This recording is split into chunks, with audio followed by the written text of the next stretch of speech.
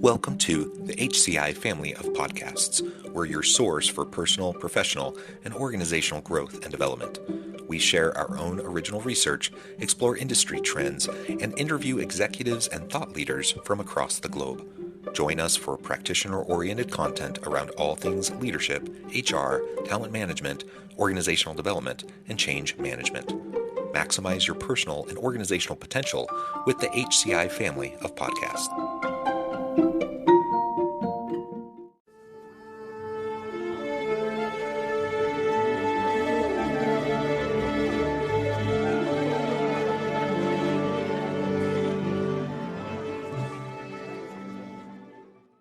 Nuala Walsh, welcome to the conversation today.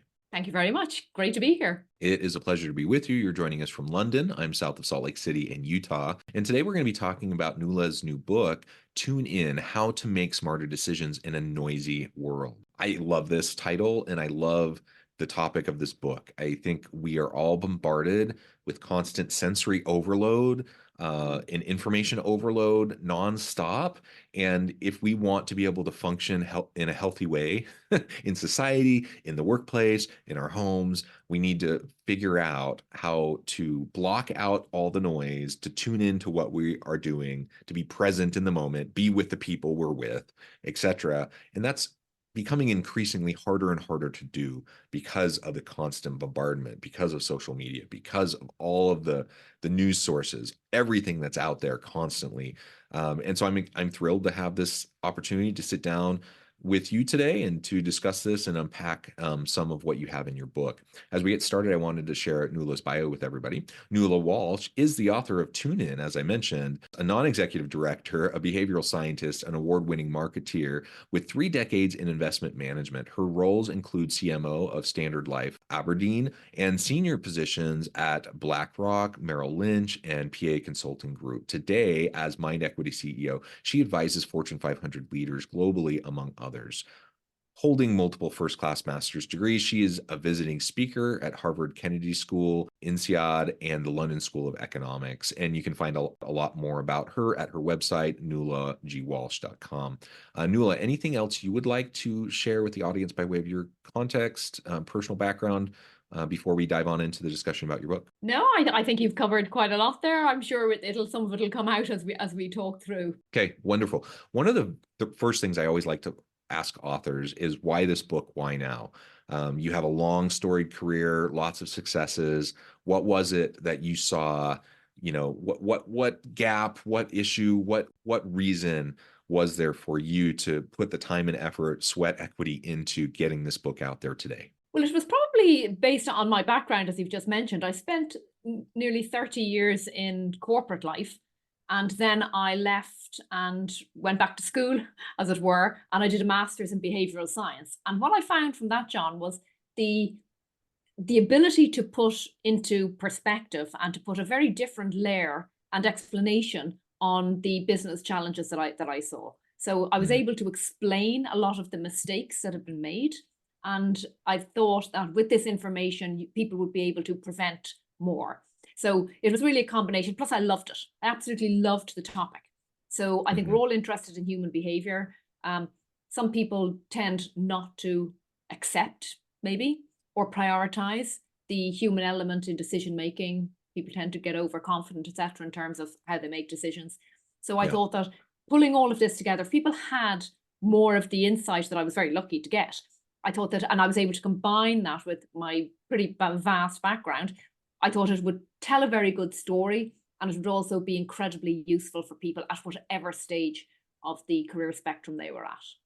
Yeah, no, I appreciate that. I think that's a really great foundation for why this book is important and why it's something people should be paying attention to right now. Like you said, I think it's human nature, right? We tend to be overconfident in our own decision-making capabilities. And no matter what our best intentions are, we can never get enough information. So we're always working with an information deficit when trying to make decisions. Even when we try to make data-informed decisions, even when we're going out and collecting data, even when we're talking to lots of people, there are still gaps in our understanding. There always will be. And it's extra hard because of all the noise, because of all the different sources of inputs. And so people often will lean so heavily on, like their gut instinct, or they'll lean so heavily on, their own personal experience. And I think that's great, generally speaking, as long as we're aware of our own biases, because just going off your gut in and of itself uh, opens up the potential for you to simply allow your implicit biases to surface and then influence in ways that you're not even aware of the decisions that you're making, right? And so it's like this constant tension of not allowing yourself to get overwhelmed by all of the data, all the information, seeking appropriate data to inform what you're doing, while also recognizing you're never going to have enough data to fully understand the full complexity of whatever the issue is you're trying to decide on. And so there's always mental shortcuts. There's always all of that messiness of human decision making. And as long as, I think, if we can have like some intellectual humility around decision Mm. making processes, um, that's probably the best we can hope for, because we're not perfect. We're never going to be perfect. But if we can, be self-reflective and have some humility around, not hubris around like, I'm the best decision maker ever, I always make the right choice. Uh, that then I think we're going to be at least in decent shape, right? I think you're right, and I think that's the starting point. But the challenge is that people aren't at that point. So people think that they tune in. People think that they're great listeners. People think that they're great decision makers. In the same way, people think that they're great dancers or communicators or Yeah. more moral than everyone else. It's actually called the above average effect, and most people have that. So it is a real problem, because in that case, it's exactly as you say. And that the higher up the ladder you get, you delude yourself, and people around you delude you that you're a great decision maker, because you've got a lot right up to then. You've got more right than wrong, or you wouldn't have climbed. But the point is then, at what point, sometimes you must ask yourself, who pays the price for that success? Is it you? Is it other people? It doesn't mean you haven't left carnage behind. It doesn't mean you haven't made some bad decisions. It doesn't mean that other people haven't paid the price for that success to a point. So the problem is now is that people, exactly as you said earlier on, that people crave more information. There is more information, far too much, but it's not only that. People crave more. There's a great study that shows how, in actual fact, that we automatically crave more, and people are no better off or no more accurate in their decision making with 5 variables than they are with 88. So for some reason, people, gathered 88 different variables, but their accuracy level was no better off. And I think you touched on an interesting point as well about this rush to, we go with our instinct, and we make this rush to judgment. And so sometimes that is important and is really necessary, and it works in an emergency situation. Yeah. Yeah. And sometimes it works experientially. I mean, I think automatically of Charles Sullenberger, who, he landed the plane on the Hudson River. Well, that was Yeah. instinct. That was automatic. That was based on experience. So, Yeah. he didn't have to think that long. He just had to do it in the moment, in that moment. But most people do have the luxury of thinking, but they choose not to, because they don't have time, or they think that they're great decision makers, or they're in a hurry, or the system wants them to make a fast decision. So in business, as you know, the fast decision maker gets rewarded, not the slow decision maker. Certainly not in any company I've ever worked. Hmm. And you as a Hmm. client or a consumer, you pay your therapist, doctor, professional for a service, and you might pay them, but you actually want an answer really quickly. So we are in this world of instant meals, instant money, instant weight loss, instant advice, even for things that take an appropriate amount of time. So that's even just one layer. And then you get into, which voices you tune into and tune out of as well. Yeah, yeah. And also the tension between like analysis paralysis. So on the one hand, making quick decisions, right? Sometimes without enough information. Other times people who want to be thoughtful about it, they want to put in the time, they're willing to do it, but then they just get stuck in this trap of analysis paralysis, and they never get enough to make the decision, and so they never actually move forward. And sometimes no decision is like the worst decision of all. Like just choose something, move forward, learn from what you chose, iterate, and maybe it wasn't the right choice, but you learn from that. Now you can figure out the right step forward. And so it's like, yeah, you don't want it like you don't want people to be flippant, like the studies that talk about when people walk into an interview. It used to be that people would say, in the first 10 seconds of the interview, the interviewer usually has made their decision about the person. Now, like more recent studies are showing, it's literally like the snap of the fingers. The very That's right. first impression is what they're making decisions off of, which is ridiculous. Yet that's, people with hubris, that they think that that's reasonable, I guess. And that's ridiculous. On the other hand, though, if you're never actually pulling the trigger, making a decision on something, so you can move things forward, that's harmful. And so find like being intentional, being thoughtful, being deliberate, but also, forcing yourself to actually move forward. That's that constant balancing act, that constant tension that I think every leader has to face, right? And I don't have an easy answer to that. But other than to say, like anyone who's listening or watching, like pay attention to your inclination.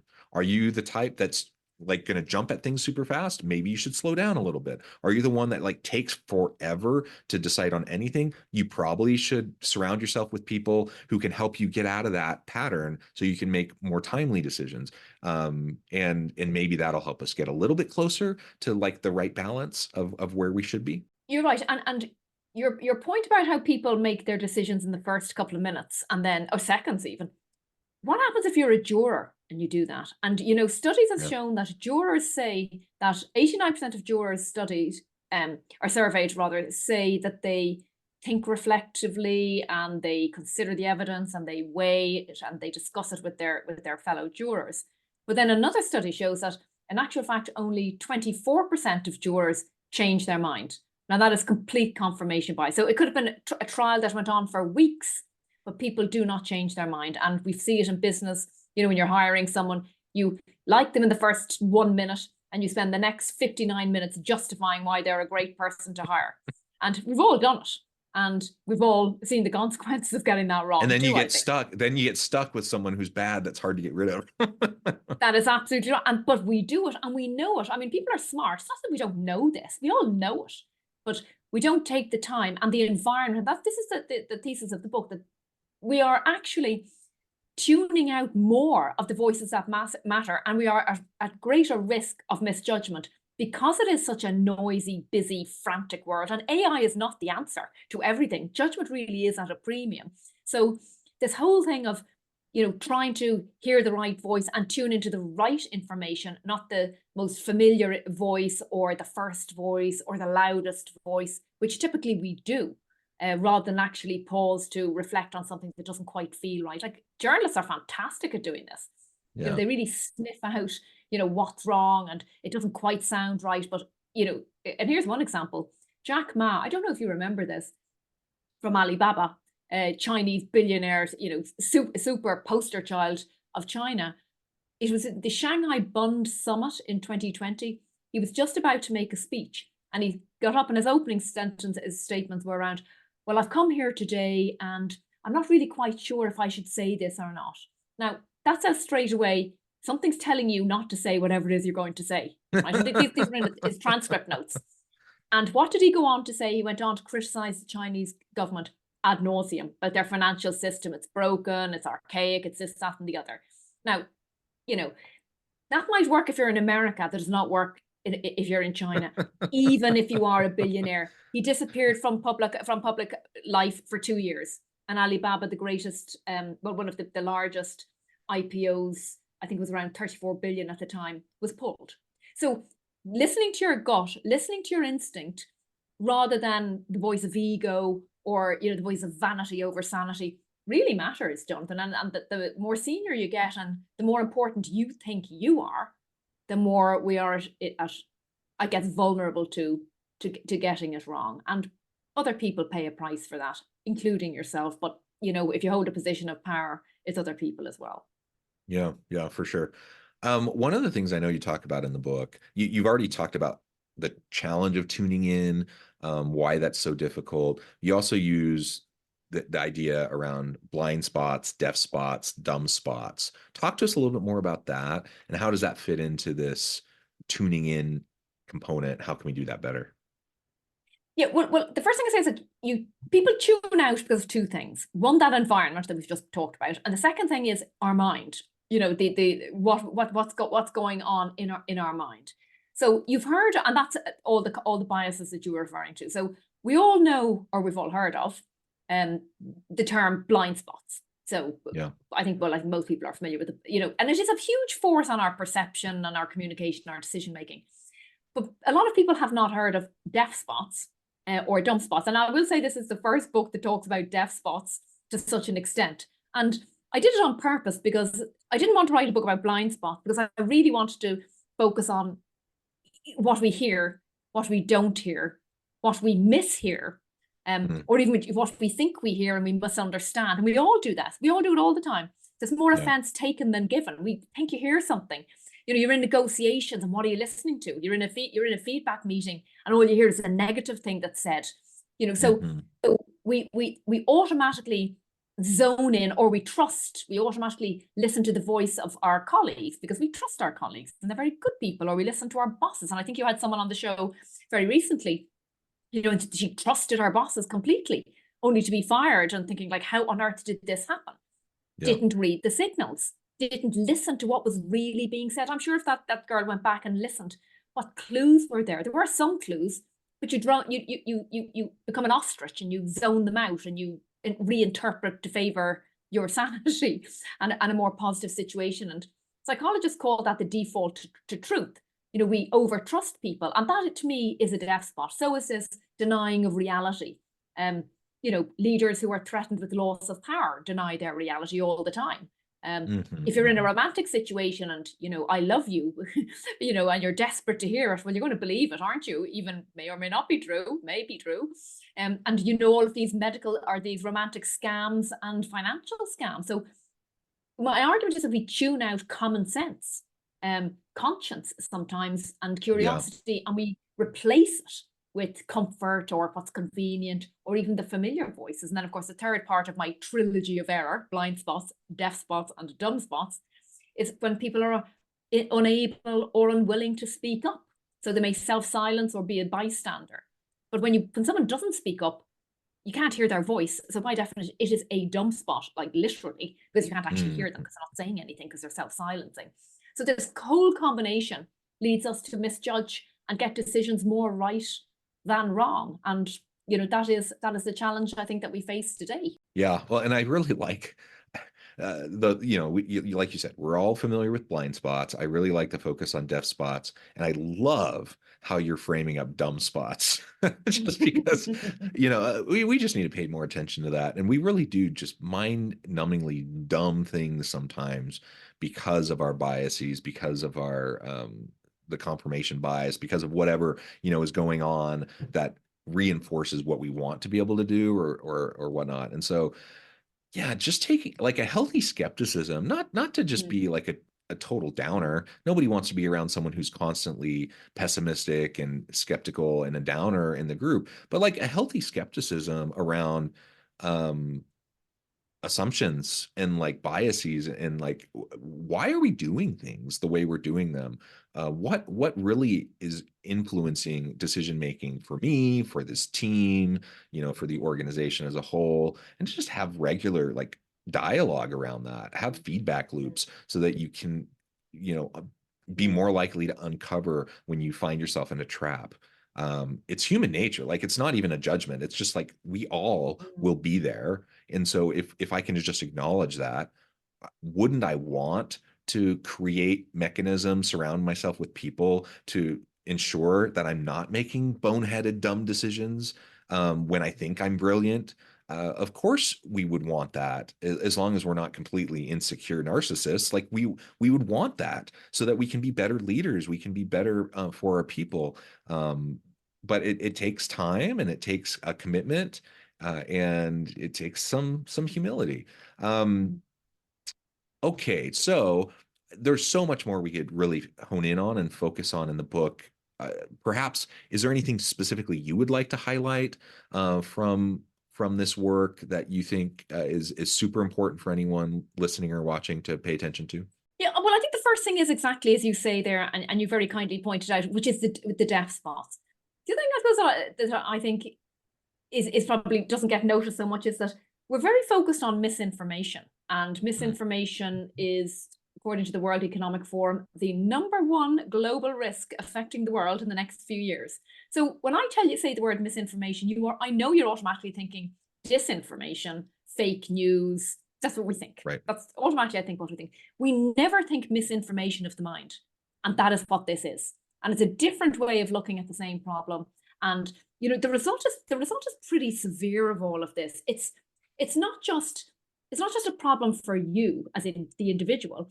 It's a huge problem for the country, for the organization. So even at an organizational level, you've got to think about, companies go bust because they don't listen in terms of innovation, or they're not sustainable. And it costs companies a huge amount of money. It costs companies around, I think it's 250 million for the average Fortune 500 company. I think it's a lot more than that. That was an estimate that, according to Yeah, Harvard Business Review, but I think it has to be more than that if you actually factor in everything.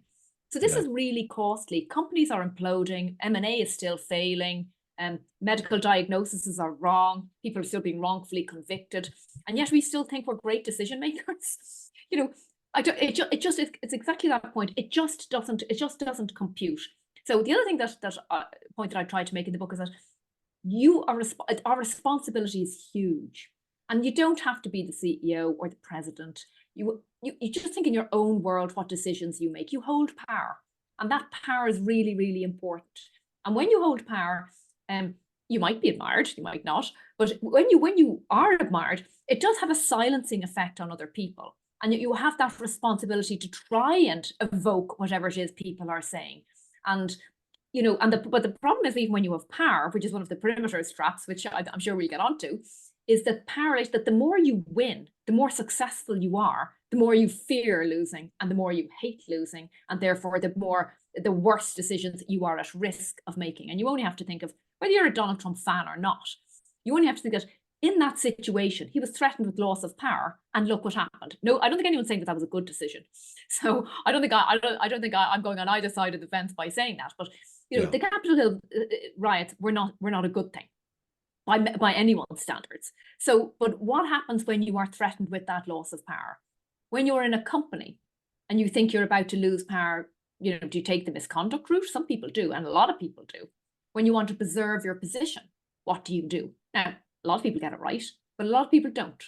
And this is about knowing that in a situation where you're threatened with loss of power, or you're starting your career and you're desperate to get up that ladder and be the first, and I want to be the VP, and I want to be the manager, and I want to be this, that, and the other, which we have all done, and I am certainly guilty of that one. It's that really that's when we have to be most careful and not make these mistakes.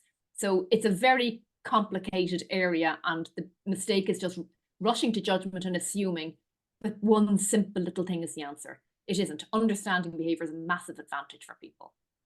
Yeah, yeah. Very well said, Nuala. I note the time. I'm going to have to let you go here in just a minute. But before we wrap things up for today, I did want to give you a chance to share with the audience how they can connect with you, find out more about your work, your team, where they can find your book to learn more, and then give us a final word on the topic for today.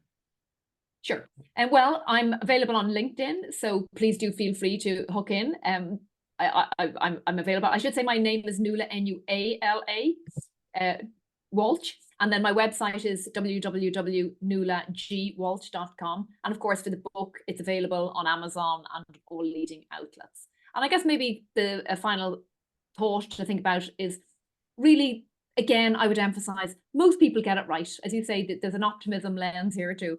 Most people get it right, but when you get it wrong, the consequences are enormous. This is an opportunity for people to stand out. It really is, rather than lose out. So all you have to do is just be that little bit more measured, that little bit more considerate in terms of what people are saying, and to think beyond it. Don't just accept things at face value. Take Yeah. things to the next level, second guess, question your own judgment, and at the end of the day, ask questions and question answers. I love it. Well said. Very succinctly said. That was wonderful. Nuala, it has just been a pleasure. I encourage the audience to reach out, to get connected, find out more about what Nuala can do for you. Check out the book. And as always, I hope everyone can stay healthy and safe, that you can find meaning and purpose at work each and every day. And I hope you all have a great week.